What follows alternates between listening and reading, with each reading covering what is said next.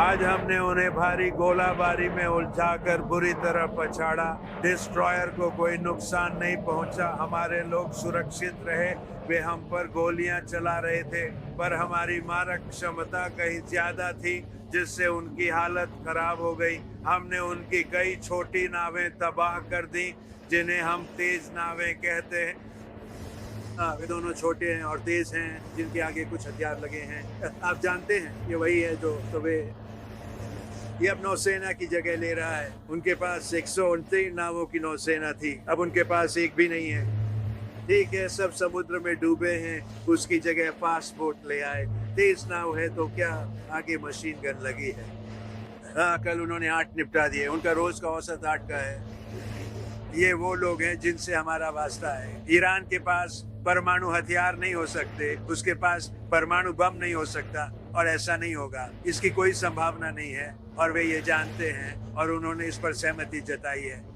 देखते हैं वे साइन करते हैं या नहीं। सब शांत होते ही मैं बता दूंगा, आपको जानने की जरूरत नहीं। अगर युद्ध विराम नहीं हुआ तो आपको जानने की जरूरत नहीं पड़ेगी। आपको बस ईरान से उठती एक बड़ी चमक देखनी होगी। मैं तो बस वे जल्द समझौता साइन कर लें, यही बेहतर है। हमारी सेना का कोई सानी नहीं, वे बेमिसाल हैं।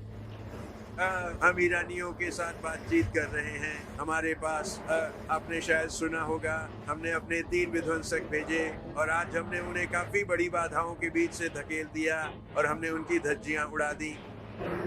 डिस्ट्रॉयर को कोई नुकसान नहीं पहुंचा, हम सुरक्षित थे, पर वे हम पर गोलियां बरसा रहे थे। हमारी मारक क्षमता बेहतर थी, हमने उनकी धज्जियां उड़ा दी। हमने उनकी कई छोटी नावें तबाह कर दी, जिन्हें हम तेज नावें कहते हैं। वे दोनों छोटे हैं और तेज भी हैं, जिनके अगले हिस्से पर कुछ हथियार लगे हैं। आप जानते हैं ये वही है जो ये अब नौसेना की जगह ले रहा है। उनकी 129 नावों की नौसेना थी, अब एक भी नहीं बची, सब समुद्र की तलहटी में है। उसकी जगह उन्होंने फास्ट बोट ले ली। तेज है तो क्या हुआ, आगे एक मशीन गन लगी है। उन्हें गिरा दिया गया है। आज उन्होंने काफी गिरा दिए हैं, कल 8 गिराए थे, औसतन वे रोज 8 गिराते हैं। हमें इन्हीं लोगों से निपटना है, यह बहुत सरल है। किसी ने पूछा आपकी योजना क्या है, मैंने कहा योजना सरल है।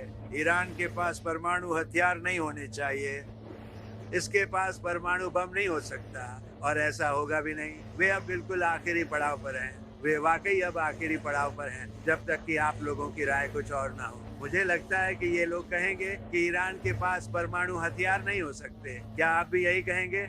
ऐसा कहीं नहीं। ऐसा करने पर हमें बिल्कुल अच्छा नहीं लगेगा, क्योंकि आपके और हमारे किए गए काम का इन लोगों के साथ भविष्य में परिणाम अच्छे नहीं होंगे। हम उन्हें परमाणु हथियार रखने का अधिकार नहीं देंगे, इसकी कोई गुंजाइश नहीं। वे जानते हैं और सहमत भी हैं। देखते हैं क्या वे हस्ताक्षर को तैयार हैं।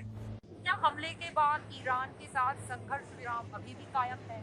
बिल्कुल, उन्होंने हमें हल्के में लिया, हमने उन्हें धूल चटा दी, उन्होंने मजाक किया। ये मामूली बात है, विराम न होने पर मैं बता दूंगा, तुम्हें जानने की जरूरत नहीं।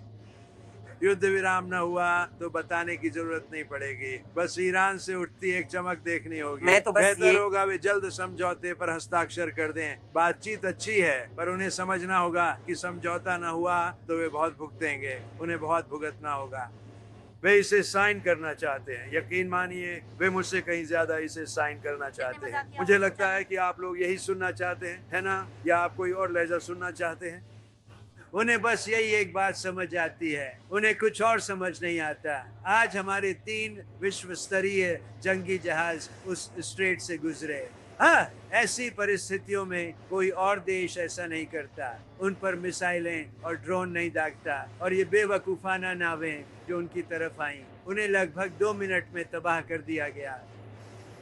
उनका टैंकर उड़ा दिया गया। पता है हमने टैंकर के साथ क्या किया? हम पर्यावरण को नुकसान नहीं पहुंचाना चाहते थे, इसलिए हमने उसका रडर उड़ा दिया, और अब टैंकर गोल गोल घूम रहा है। उन्हें आज ऐसा नहीं करना चाहिए था।